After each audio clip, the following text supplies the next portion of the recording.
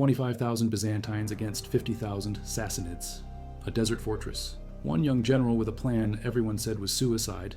Summer 530. Dara. You know the name Belisarius if you know military history. The last Roman general. The man who reconquered North Africa. Who held Rome against the Goths.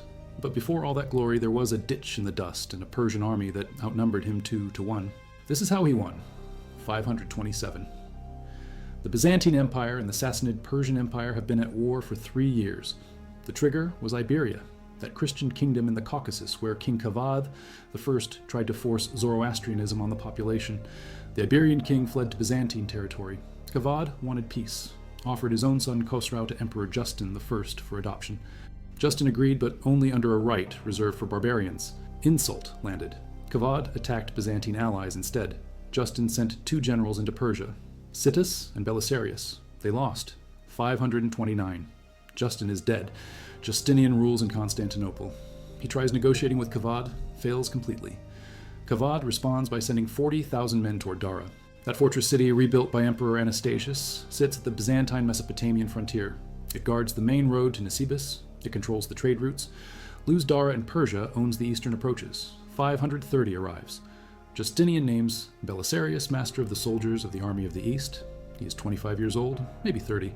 Sources disagree, but everyone agrees he is young. He marches for Dara with 25,000 men and his co-commander Hermogenes. When they arrive, the Persian general Perazes is already there, camped 5 kilometers south at a place called Amodius with another 10,000 troops. Total Persian, strength 50,000 counting reinforcements from Nisibis. If you value documented late Roman military history like this, subscribe. It is the best way to support our work. Also, comment from which city you're hearing this from. Also, this script is researched and factual using sources from Procopius of Caesarea, who served as Belisarius' legal advisor and was an eyewitness publishing his account in the Wars Book 1, Chapter 13, as confirmed in Christopher Lillington Martin's Archaeological and Ancient Literary Evidence, for a battle near Daragap. Turkey AD 530, Topography Texts and Trenches. Published in British Archaeological Reports, Bar Series, 1717 and 2007, at a colloquium in Potenza, Italy. These sources cross-reference satellite imagery, field archaeology, and ancient texts to verify troop positions, casualty counts, and tactical details. Now back to the information. Belisarius does not hide behind Dara walls. He chooses battle in the open, outnumbered 2-1. His officers think he is insane. Standard doctrine says you fortify, you wait, you let superior numbers bleed against stone. Belisarius sees different. He sees terrain, a valley running roughly east to west, hills on the flanks, open ground in the center. Space for 25,000 men and horses if you compress the line. Space for ditches. He orders trenches dug across the main approach from Nisibis. Not one continuous line, a system. Short central section recessed back toward Dara walls. 2 longer flanking sections pushed forward, creating angles. Transverse sections connecting them. Gaps left between, bridges over the gaps. The whole design stolen from the Persians themselves. 2 years earlier at Thanuris, the Sassanids used ditch tactics to blunt Byzantine cavalry. Irfan Shahid confirms this in his analysis. Belisarius studied that battle. Now he uses their own methods against them. Behind the center ditch, he places his infantry, 10,000 men. Unreliable quality, levies and second-rate troops. They stand close enough to Dara walls that archers on the battlements can provide covering fire. The infantry job is simple. Hold the ditch. Do not break. The ditches themselves do the real work. Byzantine cavalry cannot match Persian heavy horse in open ground shock combat. But cavalry loses momentum crossing obstacles. Trenches equalize. Left and right flanks get the Byzantine cavalry. Questionable quality according to Procopius. 15,000 mounted troops split between both wings.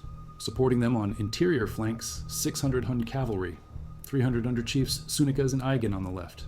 300 under Simas and Askin on the right. These Huns are foederati, mercenaries from the steppes. A century ago, they dominated Europe under Attila. After his death in 453, they scattered. Now they fight for Byzantine gold. They bring composite bows, lassos, straight swords, horse archery skills no settled army can match. Hun arrows can pierce armor at 200 paces. Their horses are smaller than Persian mounts, but faster, more agile.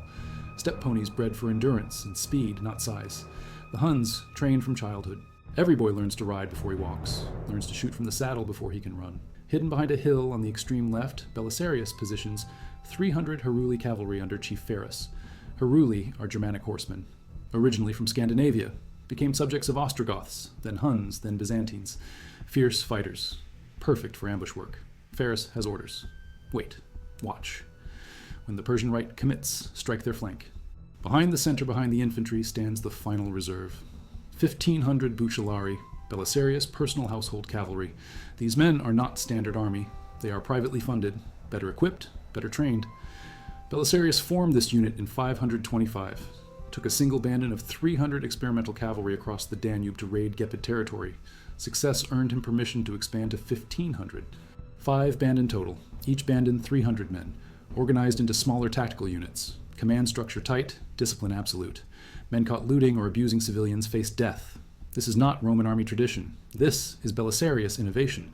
Each Bucellari trooper wears lamellar cuirass, small overlapping plates laced together, lighter than chainmail but protective. Helmet, greaves extending to the knee. Vambraces protecting forearms. Small shield without grip covering face and neck region. No horse armor. Mobility matters more than protection. Every man carries lance and spatha longsword, trained in close combat, but they also carry Hunnish composite bow, can shoot from the saddle almost as well as actual Huns, blabati attached to saddle front. Lead-weighted, throwing darts deadly at close range. This makes them composite cavalry. Shock troops and horse archers combined. Most Byzantine cavalry are one or the other. Belisarius trains his men as both. They can charge with lance like heavy cavalry. They can shower arrows like steppe nomads. Flexibility wins battles. The Bucellari rank and file are called hypaspestai. Shield bearers. Officers are Doriferoi, spear bearers. Doriferoi swear oaths of fidelity to Belisarius and loyalty to Emperor. Personal bond. Professional pride. At Dara, Belisarius is still young, still building his reputation. By his height of power, he maintains 7,000 Bucellari. At Dara, he has 1,500. It is enough. Commanded by John the Armenian. Belisarius' boyhood friend and trusted lieutenant. Armenian John will prove instrumental in many future victories. Today, he commands the reserve that decides the battle. This reserve is the hammer. The infantry in ditches fix the enemy. The Bucellari break them. The Byzantine right-wing commander is Hermogenes, left wing under Bauses, both experienced officers. The whole formation runs roughly east to west, approximately 2.5 kilometers south of Dara walls. Archaeological surveys using Google Earth confirm this placement. The terrain fits. The space accommodates 25,000 troops and horses. Procopius measurements check out. 20 stades away, the Persians deploy. 4 kilometers, 50,000 men. Perazes commands, from the noble Miron family, experienced frontier general. Second in command, Beresmanus, who is one-eyed according to sources. He controls the left-wing cavalry. Pityaxes commands the right.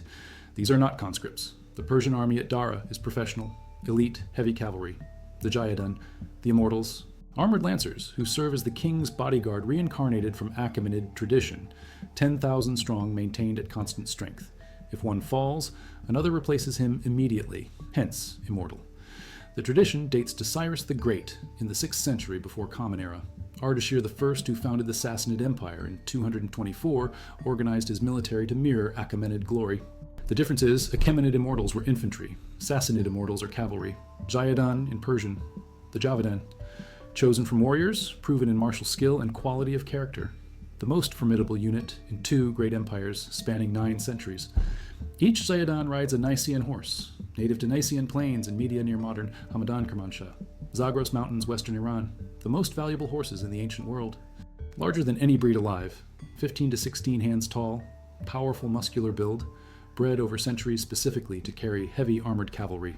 The Nicaean is tough, swift, color adorned its sides according to sources, some spotted like leopards, some golden as freshly minted coins, red and blue roan with darker color points. The Chinese called them Tian Ma, heavenly horses. Emperor Wu Ti sent armies to Fergana to capture 13 of them along with 1,000 lesser animals. When he saw them, he decided the expedition was worth it. That is how valuable these horses were. At Dara, the Jayadun ride them. Persian nobility rides them. Royal chariots are pulled by gray Nicaean stallions. Ahura Mazda, supreme god of Persia, has 4 pulling his divine chariot. These are sacred animals, weapons of war, status symbols, all combined. The Jayadun wear the finest armor and weapons in the Sassanid arsenal, full cataphract equipment. Some scholars distinguish between Clibanarii with armored horses and cataphracts without. Most sources treat them as the same. Heavy cavalry with both rider and mount armored. Scale armor covers torso, lamellar in some cases, helmets, greaves, arm protection. Lance is primary weapon, sword, battle axe, mace for close combat. 2 composite bows, 2 bowstrings, quiver with 30 arrows, sometimes sling with stones or lead pellets. They are mobile fortresses. shock cavalry designed to break enemy lines through sheer mass and momentum. At Dara, they will hit Byzantine positions like hammers, or so Perazes believes. Supporting the Zayadin are regular Savaran noble cavalry, the Klibinari. Kadishaye auxiliaries from the Caucasus, forming the primary unit on the Persian right under Pityaxes.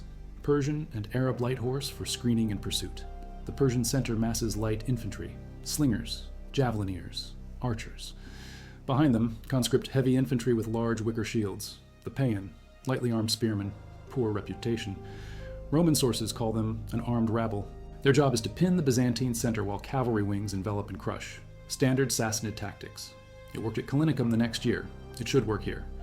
Day 1, no general engagement. Champion fights. Single combat between picked warriors. Psychological warfare. A Persian knight steps forward, challenges Belisarius directly. Belisarius does not take the bait.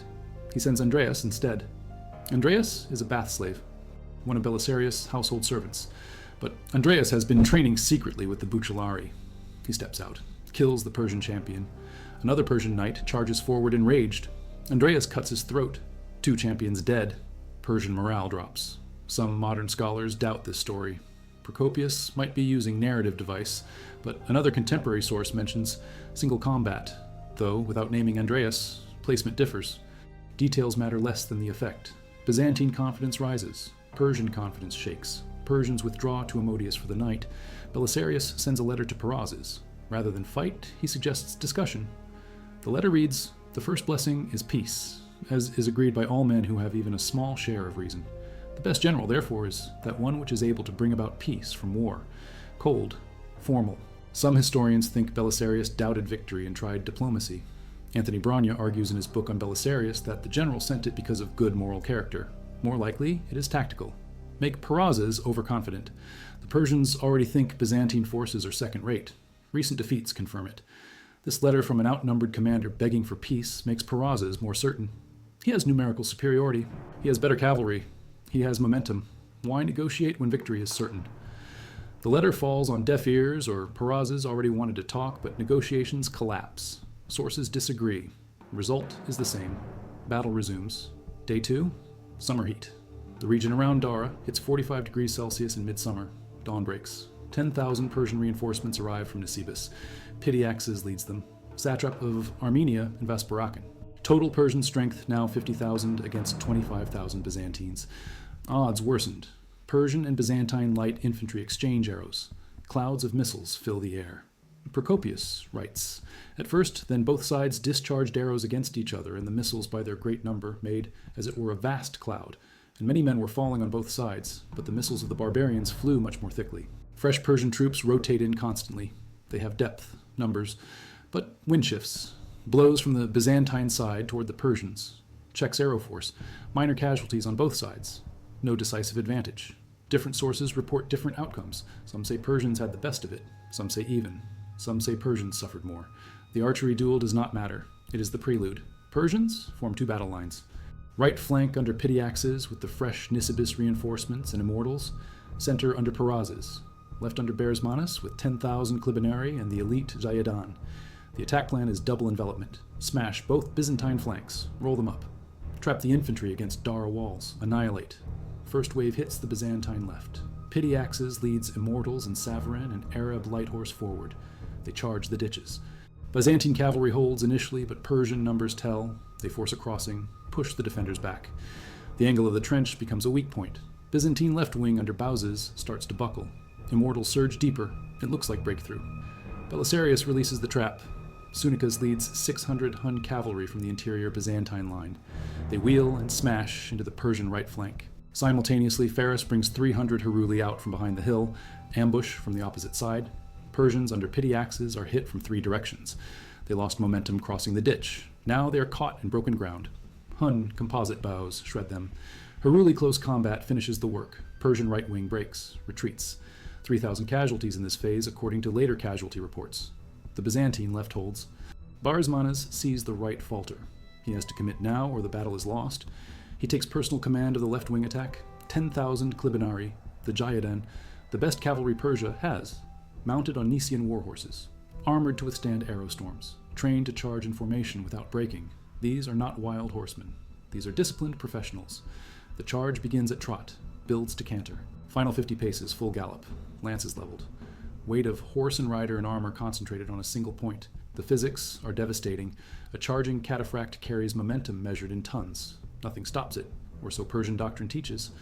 The trench slows them. Not stops, but slows.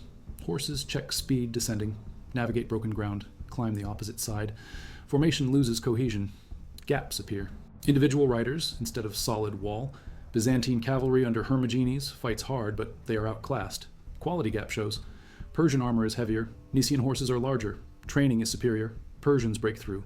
Surge past the ditch. Drive toward Dara gates. The Byzantine right collapses. This is the crisis point. If Barsmanus rolls up the flank, the entire Byzantine line folds. Belisarius sees it. The Persian left is overextended, separated from the center, committed deep, exposed. He sends orders to John the Armenian, release the Bucellari. 1,500 elite household cavalry crash into the Persian flank. Not a frontal charge, a flanking strike at the moment of maximum Persian extension. Timing is everything. The Bucellari hit when the Persians are focused forward, when their formation is stretched, when their discipline wavers in pursuit. Belisarius, Bucellari are trained for this exact maneuver. Each man knows his role. Each bandit operates as coordinated unit.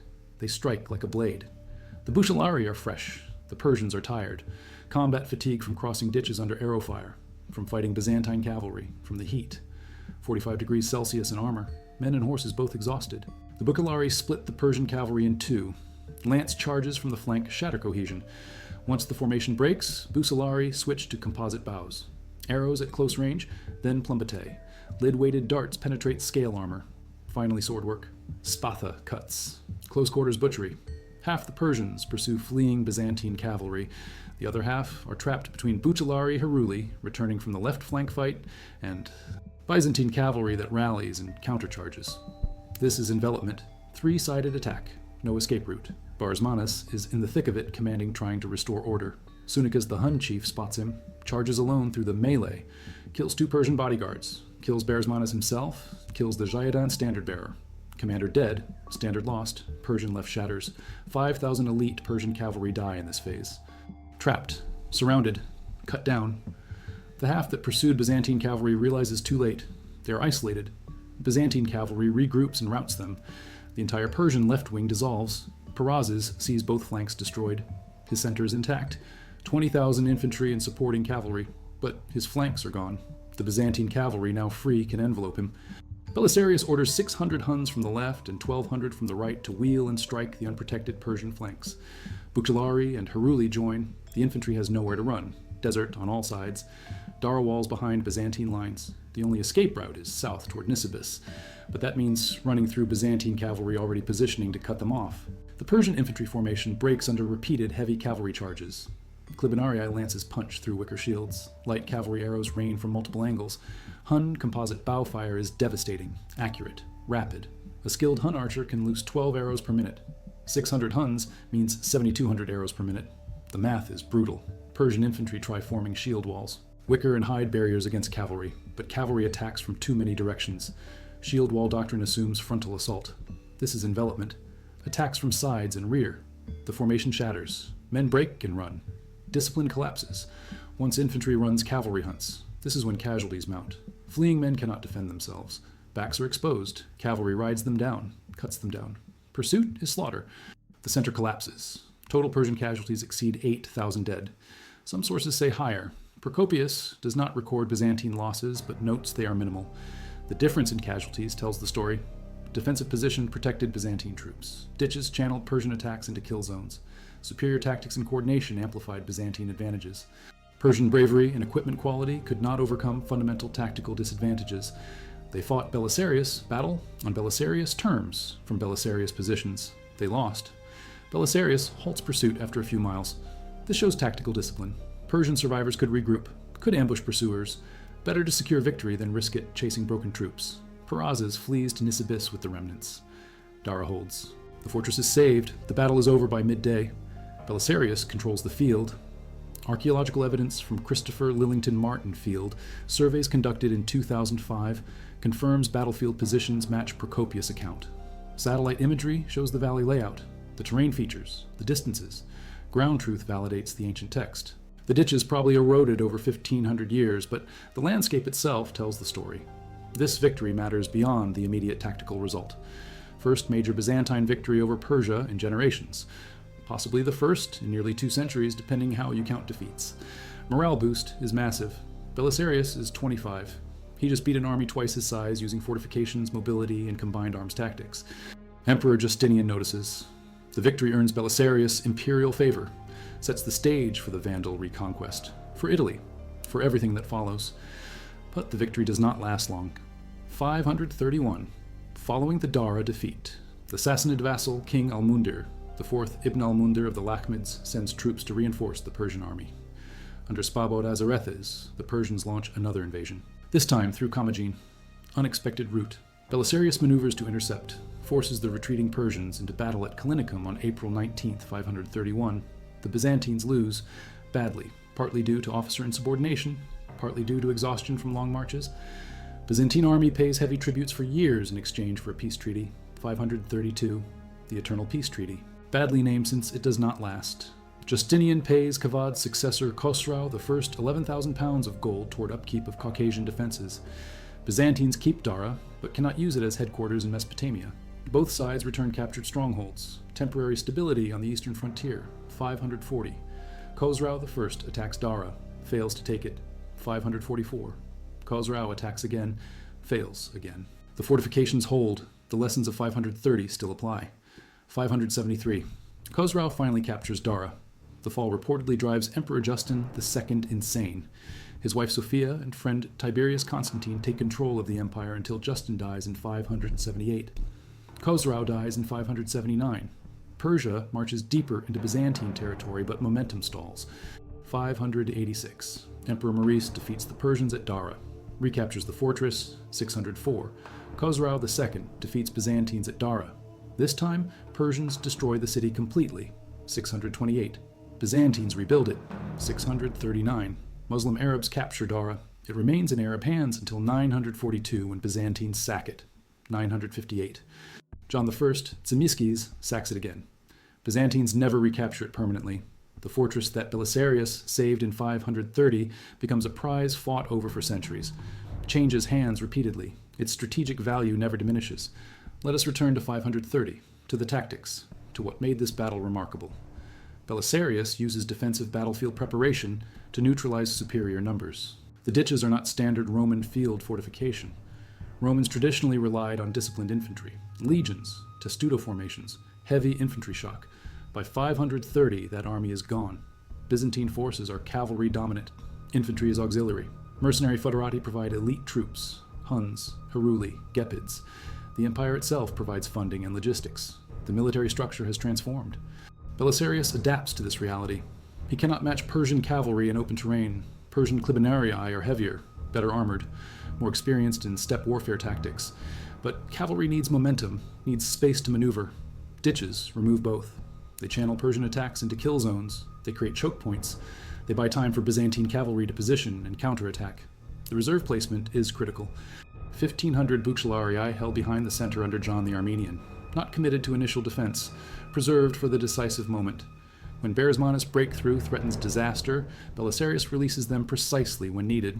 Not too early, not too late. This is command, this is battlefield control. Belisarius creates the situation, manipulates his opponent, forces Perazes to attack where Belisarius wants, then exploits the overextension. This is interior lines doctrine. The central reserve can shift to either threatened flank faster than the enemy, can coordinate between separated wings. Persian right attacks. Byzantine center moves left, defeats it, shifts back. Persian left attacks. Byzantine center moves right, defeats it. The enemy fights 2 separate battles. Belisarius fights one continuous engagement using the same troops twice. The Hun and Heruli auxiliary deployment shows understanding of combined arms. Huns provide mobile firepower and flanking speed. Heruli provide ambush capability and close combat shock. Byzantine cavalry holds the line. Bucellari deliver the knockout blow. Each element has a role. Each executes at the right time. Coordination wins battles. Belisarius coordinates perfectly. He positions himself with the Bucellari, sees the entire field. Issues, orders. Adjusts in real time. Modern staff officers would call this command and control. In 530, it is just generalship. The ability to read battle flow, to anticipate enemy moves, to counter before the threat materializes. Belisarius has it. Procopius' account is detailed because he was there. He served as Belisarius' legal advisor. His wars is our primary source for 6th century Byzantine military operations.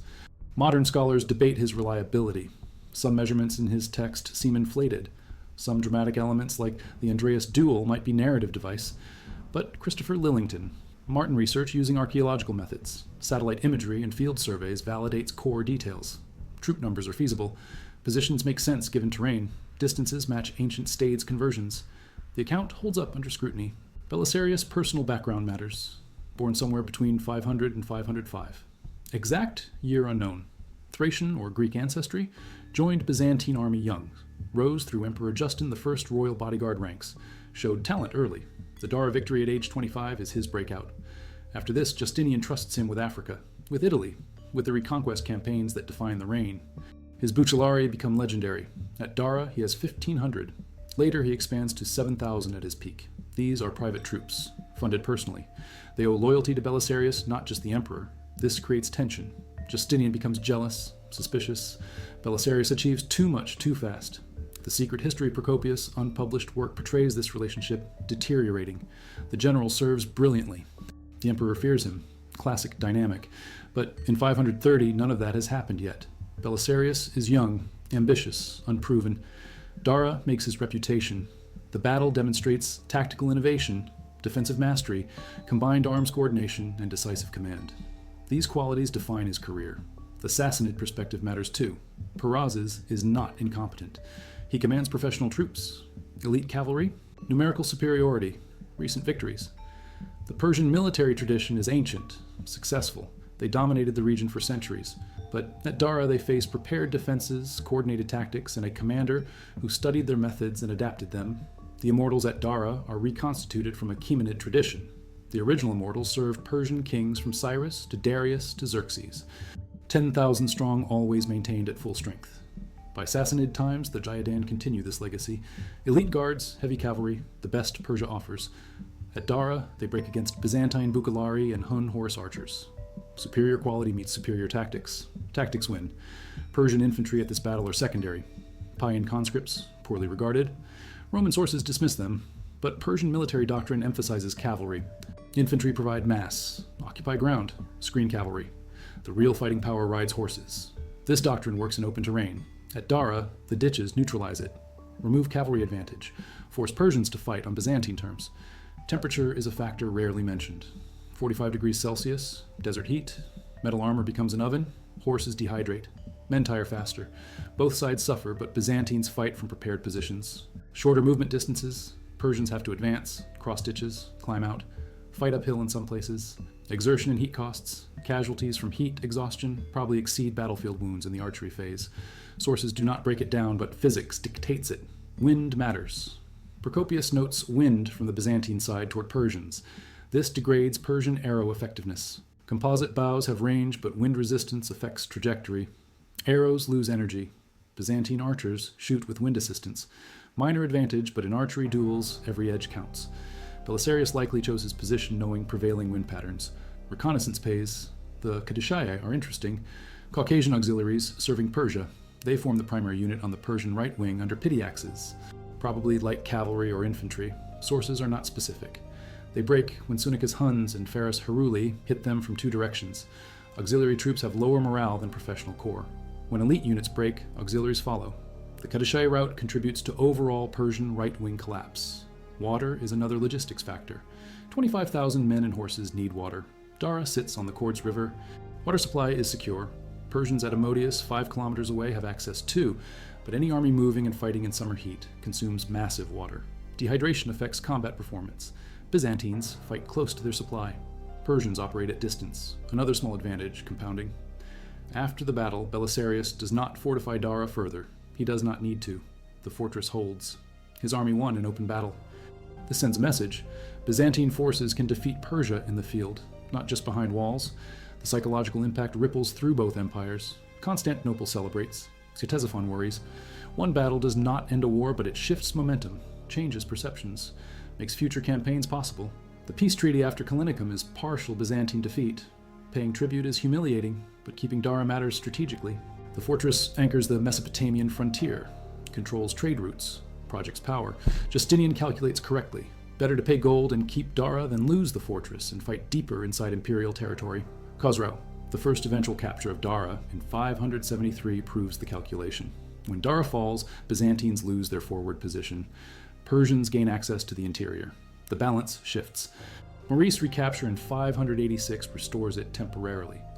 But the city destruction in 604 shows how valuable it was. Persians do not just take it, they destroy it. Remove its military capability. That is, respect earned through importance. Belisarius' later career validates Dara lessons. North Africa campaign 533 to 534. He lands with 15 to 17,000 troops. Defeats Vandal Kingdom. Entire campaign takes months. His Bucellari serve as vanguard. They collide with Vandals in a hill pass. Win the initial engagement. Open the route to Carthage. Dara tactics on African ground. Use elite reserves decisively. Strike at vulnerability points. Move faster than the enemy expects. Italy campaign 535 to 540. Gothic War. Belisarius enters Sicily. Crosses to mainland. Captures Naples. Enters Rome. Defends Rome under siege for a year and 9 days ending March 538. He has never more than 20,000 men, often less. Most are in different quality, but his Bucellari are superb. They compensate. They strike hard at critical moments. Rome holds because Belisarius learned at Dara how to make smaller forces defeat larger through position preparation and timing. The relationship between Belisarius and Procopius is complex. Procopius serves as legal advisor, sees the campaigns firsthand, writes the wars during Belisarius' active career, writes the secret history later. The two works give different perspectives. Wars is generally positive. Secret history is scathing, accuses Belisarius of weakness toward his wife Antonina, accuses Justinian and Theodora of tyranny and worse. Contradictory accounts from the same author. Modern historians debate which is more reliable. Both probably contain truth mixed with bias. The war's military details check out. The secret history court politics might be exaggerated, but capture genuine tensions. For Dara we have the wars. Procopius was there, saw the ditches, watched the battle, recorded the tactics. His account is our best source. Cross-reference with other contemporary sources like Zachariah of Mytilene and Malalas confirms core events. Details vary. Casualty numbers differ slightly. But the battle happened. Byzantines won, Belisarius commanded. The victory was significant. Those facts are solid. Archaeological work continues. Christopher Lillington Martin and Sua Koenig conducted digital archaeology project on the Dara battlefield in recent years, using satellite imagery, ground-penetrating radar field surveys. The valley south of Dara shows terrain features matching ancient descriptions. The space fits troop numbers. The elevation changes create natural defensive positions. Modern technology validates ancient texts. This is good history, evidence-based, testable, verifiable. The battle entered popular culture. Time Commander's TV series 2005 recreated Dara. Total War. Attila video game 2015 includes it as playable battle in Roman Expedition DLC. Robert Graves' novel Count Belisarius 1938 describes it in detail. These are modern interpretations. Entertainment and education. They spread awareness, make ancient battles accessible to contemporary audiences. Good for historical literacy, even if details get simplified for drama. The trench design at Dara influences later medieval fortification theory. Temporary field fortifications, channeling enemy movement into kill zones, become standard Byzantine defensive doctrine. Later emperors studying Belisarius campaigns adopt similar methods. The Byzantines survive for another 900 years after Dara. They face Persians, Avars, Slavs, Arabs, Bulgars, Rus, Seljuks, Crusaders, Ottomans. They use defensive preparation, mobile reserves, combined arms. Dara principles adapted and refined. The empire endures partly because generals learn from victories like this. Belisarius himself falls from favor repeatedly. Justinian recalls him from Italy in 540, sends him east against renewed Persian attacks, recalls him again, sends him back to Italy 544 when Goths counterattack under King Totila. Procopius apparently no longer serves him by then. Their relationship cooled. Belisarius fights Gothic War without his former secretary documenting. Later campaigns are less well recorded. We lose detail. But Belisarius serves until 565. Dies same year as Justinian. Tradition says he died in poverty, stripped of rank, but that is legend. More likely, he died in retirement, honored but no longer active. His legacy is the victories. Dara, Carthage, Rome, Naples, Ravenna. Battles won against odds, campaigns that restored imperial territory. He gave Justinian the military success needed to pursue the grand reconquest dream. That dream ultimately failed. Italy was lost again. North Africa held longer, but fell eventually. But for decades, the Western Mediterranean was Roman again, because Belisarius won. And it started at Dara, summer 530. 25,000 against 50,000. Ditches in the dust. Hun cavalry striking from ambush. Bucellari smashing through at the decisive moment. Beresmana's dead. 5,000 immortals dead. 8,000 total Persian casualties. Byzantine losses minimal. Victory complete. The battlefield is quiet now, 15 centuries later. The fortress ruins stand near modern Oguz in Mardin province, Turkey. Tourists visit. Archaeologists survey. The ditches are long gone, filled by dust and time. But the ground remembers. Satellite images show the valley, the approach routes, the hill where Faris hid his Heruli, the space where 25,000 Byzantines stood and 50,000 Persians charged and broke. One battle, 2 days. Changed the trajectory of an empire, made a general reputation, proved that tactics beat numbers, that preparation defeats power, that the right commander in the right place with the right plan can overcome any odds. Dara, 530. This is how Belisarius destroyed them. Here is what they found. 2007. Christopher Lillington Martin publishes his archaeological analysis. British Archaeological Reports Bar Series, 1717. Pages 299 to 311. The Late Roman Army in the Near East, from Diocletian to the Arab Conquest. Colloquium Proceedings from Potenza, Ascerenza, and Matera, Italy, May 2005. He presents topographical analysis, ancient text comparison, satellite imagery from Google Earth, field survey data. The conclusion is clear. Procopius' account is reliable when interpreted carefully. The troop numbers fit the terrain. The positions make tactical sense. The distances match ancient measurements converted to modern units. The battle happened where and how he described. Evidence supports narrative. This is what we want. Documented, verifiable history. Facts over fiction. Truth over legend. The receipts are there, in the ground, in the texts, in the physics of terrain and tactics. Belisarius won at Dara because he understood all of it and used it perfectly. 25,000 Byzantines destroyed 50,000 Sassanids in the desert at Dara because one young general saw the ground, saw the enemy, and saw the solution. That is the truth. That is the history. That is what happened in summer 530 when Byzantium needed a victory, and Belisarius delivered it with ditches and discipline and decisive command at exactly the right moment in exactly the right place. And 5,000 Persian. Immortals died in the dust because tactics beat courage and preparation beat power, and Belisarius, at 25 years old, proved to the world that Rome was not dead yet.